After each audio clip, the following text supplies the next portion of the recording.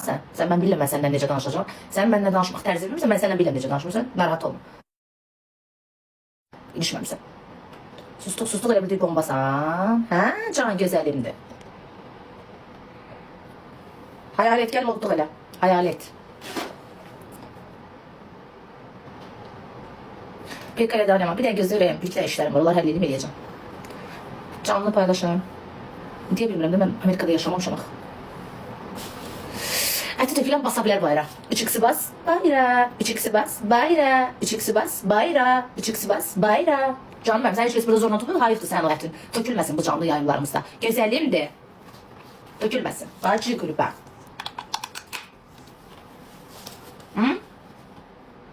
Mənə bax, ay Alişka.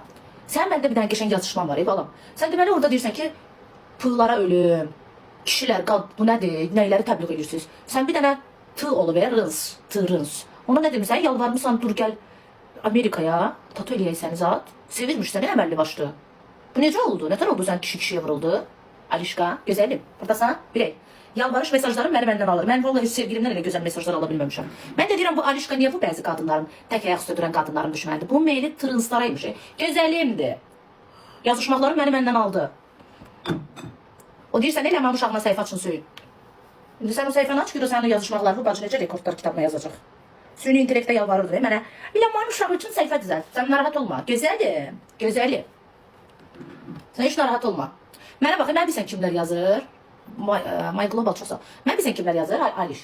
Mən bəlkə bir 15-20 nəfər yazıb ki, sən aparmışsan cəmaatı, ora allatmışsan, pulunu almışsan. Sən bilsən də oradan səni Amerikanın insanı alverindən sən qəşəng belə neyləmək olar. Sən bilmirsən, mən bilirəm. Mən sataşırsan sənə, gözəlim. Başın gedib. Başımı yaddaşımı təzəliyə istəyirsən. Əlim yandı. Adım düzəlməni deyə bilmirəm də uşaqlarım. Polis. Adım yaddaşımı təzəliyə.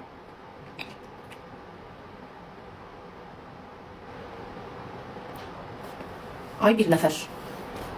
Neyse özü bilir də kimi deyir uşaqlar. Mən yazanlar yazır. Özü bir dənə qəşəng mesajlar yazıb qızlar. İnanın heç oğlan qıza elə mesajlar yazmır da. Orijinal qıza elə mesajlar yazmırlar. Yalvarmaqlar, gəl zat. Olanda olur da. Özü də bu oğlan vaxtı qaşını da alırmış az. Bunun şəkillərinə baxmışam, ne gözəl daldırır. Bir qaşlarım bəxtə ver. Kopya mənim indiki qaşım kimi. Evlənəndən sonra yığılıb özünə. Gözəlimdir. Yaraşır ölmüşəm. Məncə sən yenidən al qaşları bu böceğim. Yaraşır sənə. Rekordu qırarsan. Heç bizdən danışıb canlı adam yığmaqla ihtiyac yoxdur. Qaşını alırsan bəsdir. Kimi deyir? Can. A var A. Bomba danışır